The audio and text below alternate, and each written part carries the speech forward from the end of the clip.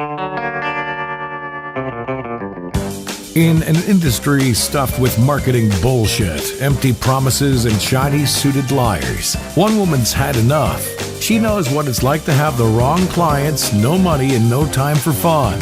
But she also knows how to fix it. And on the Business for Superheroes show, she promises to tell the down and dirty truth about business, sales, and running away with the circus. Here's your host, Vicki Fraser. Hello and welcome to the Business for Superheroes show. I'm Vicki Fraser, and this week I am talking to Daisy, who has a really interesting business, but I'm not talking to her because of her business. I'm actually talking to her because of how she's grown it, which is mostly pretty much not using paid ads, I think. So Daisy, hi, thank you so much for coming on the show. Welcome. I am so excited to be here. Thank you for the invitation. That's okay. I'm being all formal. It's like Daisy and I had this amazing conversation a couple of weeks ago, and she's just a goldmine of information and loads of fun. So Daisy, what do you do? Tell us all about what your business, because we don't have this kind of thing over here in the UK. Tell us what you do. Well, I own a survival and preparedness website called The Organic Prepper. And it is all about surviving disasters, emergencies, or just plain being broke. Okay. Because I think over here, when we hear about kind of survival and preppers, we think, oh, zombie apocalypse, which I'm a big fan of the zombie apocalypse, but I'm a big fan of kind of zombie stories. But that's not all, obviously you attract those people, but tell us a bit more about the surviving being broke side of things, because that's interesting. Well, a lot of people do think of the zombie apocalypse stuff, but really the most likely emergency that you're ever going to have in your lifetime is a loss of income. And I think that has happened to just about everyone in some way, shape, or form. You lose your job, your primary breadwinner becomes injured or ill and unable to work. There are all sorts of different ways this can happen. It can even not be a loss of income, but an extraordinary expense that drains your savings and really wipes you out for the foreseeable future. So one of the main things that I focus on is that, because that's the most common emergency that people will face. But many of the basic survival and preparedness techniques will help you a lot with that type of thing as well. Okay, cool. I'm going to get into kind of the business side of things in a minute, but can you give us a couple of examples as to what you can do to help survive that kind of income loss? Buying food and kind of stockpiling it to some degree can help a lot. I recall when I lost my job, I was a single mom, and my daughters were younger, and I had lost my job at a car dealership. And the thing with car dealerships is they're always looking for the golden goose. So it's not uncommon to lose your job and be in between jobs for a few months. So I had lost my job, and the stuff that I had stockpiled and purchased on sale and stocked my pantry with really saw us through the first 2 months when I was on unemployment or waiting for unemployment to come in. So the money that I had in my savings account was able to go and pay my mortgage and, my utility bills and keep the lights on and a roof over our head, while I didn't have to go to the grocery store. I didn't have to go pick up paper towels and toilet paper and things like that, because I probably had a year's supply stashed away. Right. And buy it on sale and buy as much as you can afford at that time. It's really a good economic strategy to help you get ahead just financially, because it's like an investment when you do it that way. Okay, a really, really good tip for anybody, I guess. I'm quite a big fan of stockpiling stuff. My husband is not such a big fan. He's just like, we've got all this crap in the house. Yes. But I know you also do lots of canning and growing your own stuff, which I'm a big fan of, obviously, because I've got my vegetable gardens and things. So yes, I really enjoy it. Yeah. Do you do all that now? Because you used to live in the countryside, didn't you? And you moved. Yes, I do. I actually have a really big garden for a city garden here. I have 20 tomato plants, all vigorously producing right now, and some pepper plants and some squash and things like that.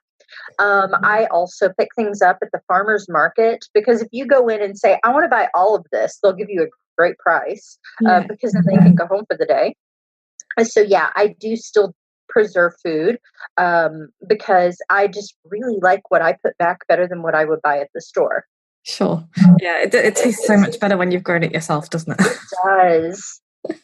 Cool. So I'm going to ask you to give your website address later, but yeah, for anybody who kind of wants to grow their own stuff and that kind of thing, Daisy is a really good resource for that kind of thing. But okay, so from growing your own vegetables to growing your business, and I wanted to ask you, because I know that you don't work like 40 hours a week like most entrepreneurs, 60 hours a week like many entrepreneurs do. So how much do you work? How does your business work for you? As in, does it give you the lifestyle you want? Yes, it does. It works really well. I usually get up between 5 or 6 in the morning, and I try to be finished with all of my basic things that I need to do that day by the time I take my daughter to school at 8:30. I do a few things later in the day if I'm working on a special project, or I'll go on social media and kind of nurture that a little bit later in the day. But really, for hard work, I work 2 or 3 hours a day. Well, that's pretty cool. I can imagine a lot of people listening to this will be thinking, well, I'd like some of that. So Yes. how have you done that? How did you start your business? And then Well, I certainly didn't start working 2 or 3 hours a day. When I started my business, I worked for other websites. And that was really useful because I was able to learn a lot from the people that I worked for. I was able to experiment with their traffic as opposed to my own. And I picked up a lot of stuff there. I also made some good connections, and good connections are really important in the online world because no one is going to discover you unless you've got a connection or two. Okay. So that's something that you really, really have to work on. And I started out just with like a simple free blog, and my employer at the time said, that's a great website name. You need to go buy that domain. You needed a real website where you can actually start making money. And I was kind of stunned that he thought that my idea would make money. So I followed his advice, and he helped me set up the original website on his server. So I'm very, very grateful for that. Yeah. And, he also helped me along by occasionally republishing my articles on his much, much larger website. So that helped to put me on the map. Then the other thing that helped my business was an absolute tragedy. But when the Sandy Hook shooting happened in the United States back in 2012, I had just started my website, and I wrote an essay about that. And it got picked up to be criticized and mocked by some really big websites because they really didn't care for what I had to say. And that, I would say, was the biggest thing that affected the direction of my website because it got picked up. So never be upset if people pick you up to criticize you and quote you. As long as they give you a link, you're good. Yeah, that's really good advice, actually. I'm just going to kind of jump on that because I know that a lot of the people that I work with get really scared that if they stick their heads above the parapet, people are going to tear them down, and they're going to get loads of shit for what they think, basically. But I bet you also got a lot of love for that article, and you built up a decent set of fans through it. I did, because the people who agreed with me were absolutely rabid in my defense. So they were like, oh, this poor, nice little single mom is being picked on. And they were really nice. And a lot of the people that began reading my website with that very early on article are still with me to this day. So, I've tried to remain loyal to the standards that we kind of all started together with. Yeah, that's such. I just I love it when that happens because people, I think they start off so scared. And I was the same way back when. You start off so scared that people are going to, rip into you, but then you do build up this really loyal fan base, and it really works for you. So, how did you use that to kind of grow? What did you do next? Well, at that point, it was really about consistency. And to this day, consistency is what makes you money. Consistency builds traffic.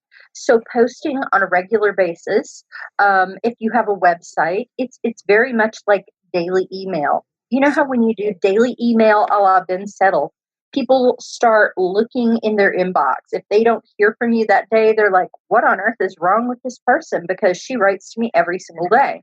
Yeah. So I write 5 or 6 days a week. And the reason for that is because it's consistency. People get into a habit of coming to my website to see what I'm writing about or what I had to say that particular day. And they're usually not let down because there's something new on my website. Sure. So I'm so glad you. I'm really glad you said that, because I'm obviously, being a daily email writer myself, I'm obviously always on at my people to write daily emails. I'm constantly kind of hearing, oh, it's too often. But it works for you. Consistency is so important. So, where with that in mind, where do you put? I know you write blogs, but what else do you do? Where do you put your? Well, you have to have a few streams of income, because something can always come and cut the legs off of the income that you're depending on. I started out with a couple of paid ads, and I actually still, my first advertiser is with me at the original rate he was paying me when I got, I don't know, maybe 500 hits a day. And he's still with me for that same rate at 10,000 hits a day, because I just appreciated his consistency so much. Yeah. So, that though, of course, was definitely not enough to make a living on. After about a year, I was able to make $1,000 a month, but it was a scramble.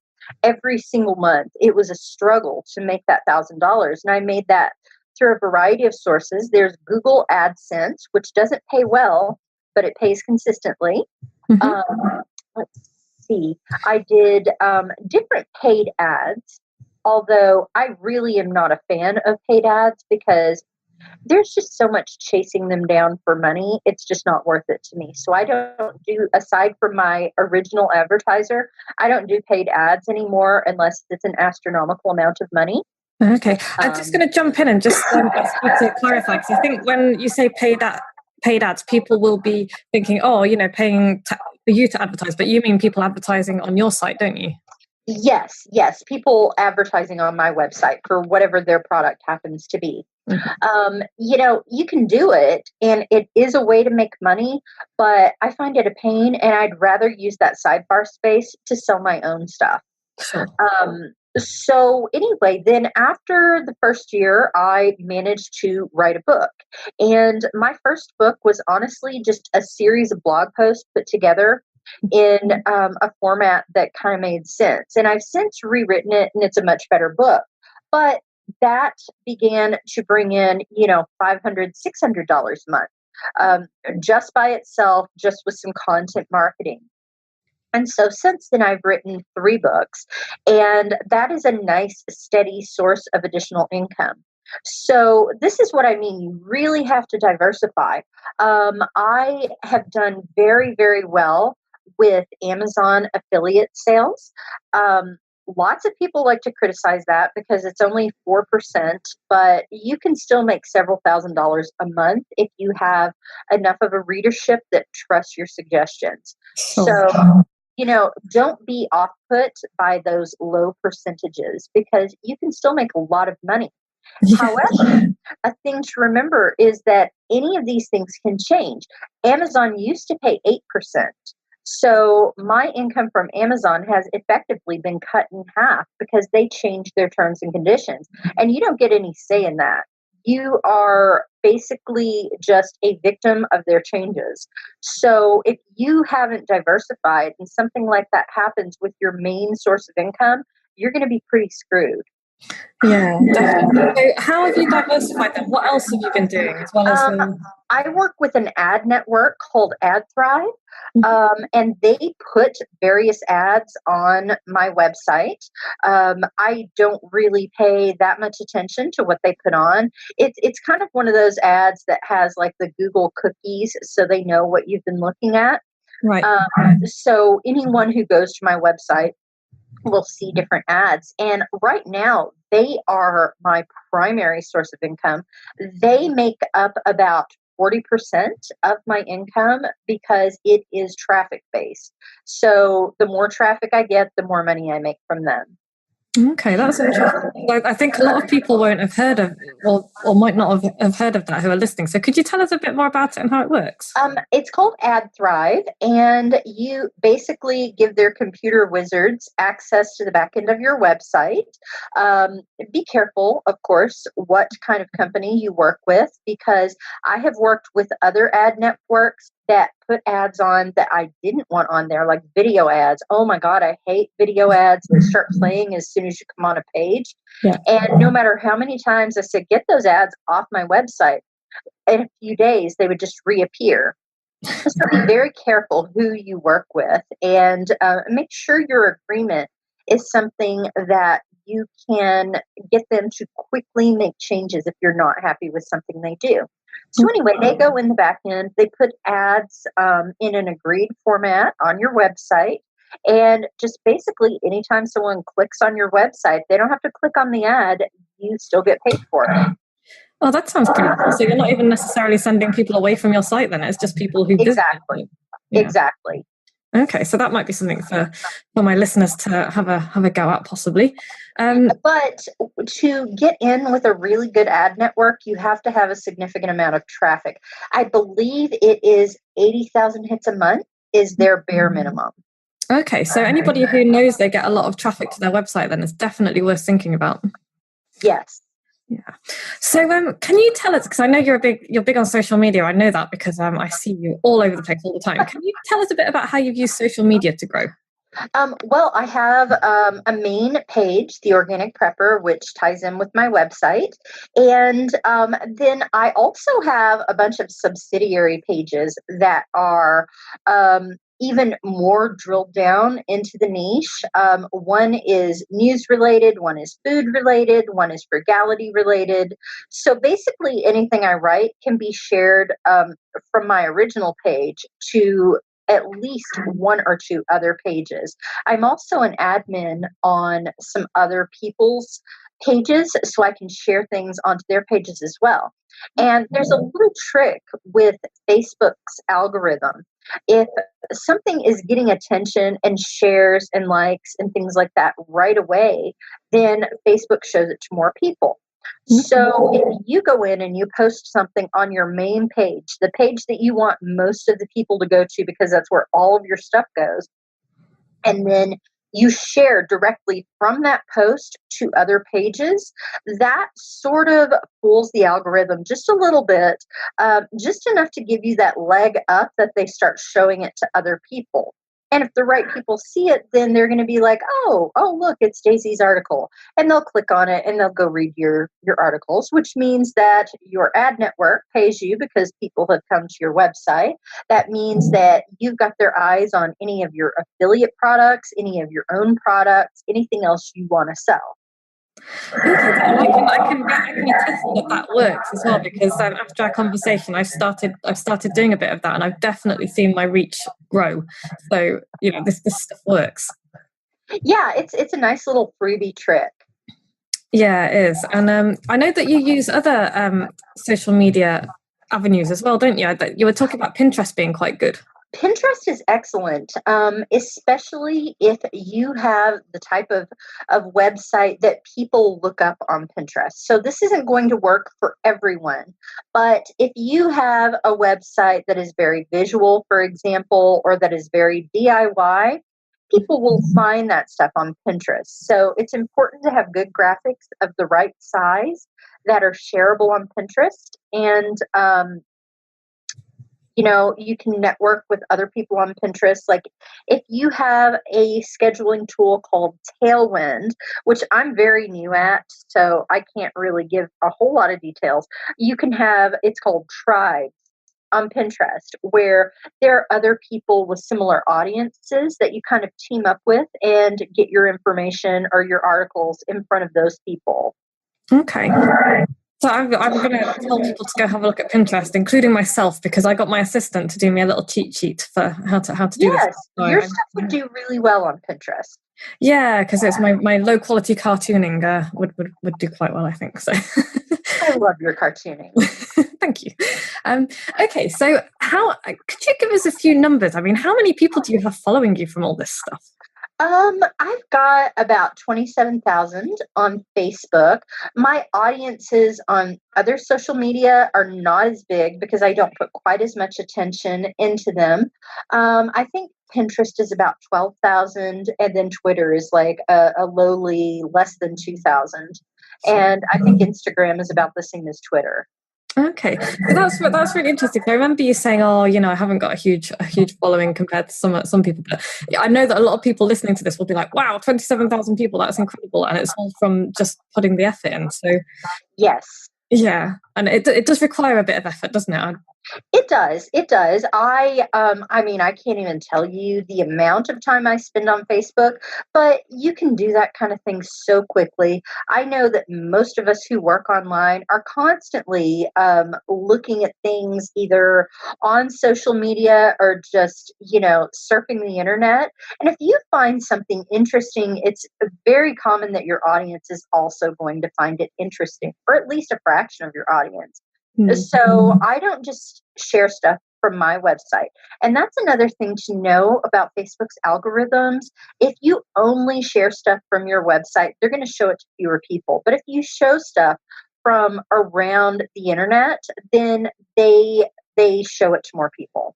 Okay, that's really interesting to know, because I know that quite a few people will kind of share their own stuff and they'll push it, and that's all they'll push, and then they complain that it's not working for them. So that's a really good tip. And that's the reason why. Yeah. And this is really interesting to me, because this is all kind of fairly new to me, because I've always been about direct response marketing. So. This sounds incredibly lame. However, if you go on to Facebook and you share something that you find funny, it can only be like, it doesn't even have to be seriously related to your website, but just something that you find funny and you feel your audience will find funny. Like, I shared this video of a little girl who brought her cow in the house because she thought her cow was cold. And it got, I don't know, it got shared like over 100,000 times. I mean, it was ridiculous, the reach of that.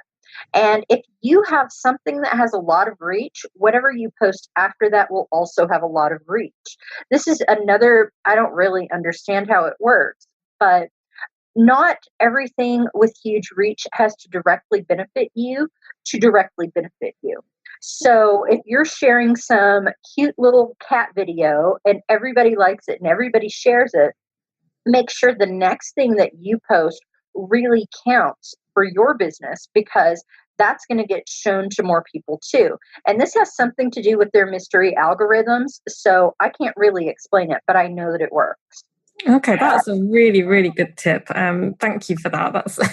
That's really interesting.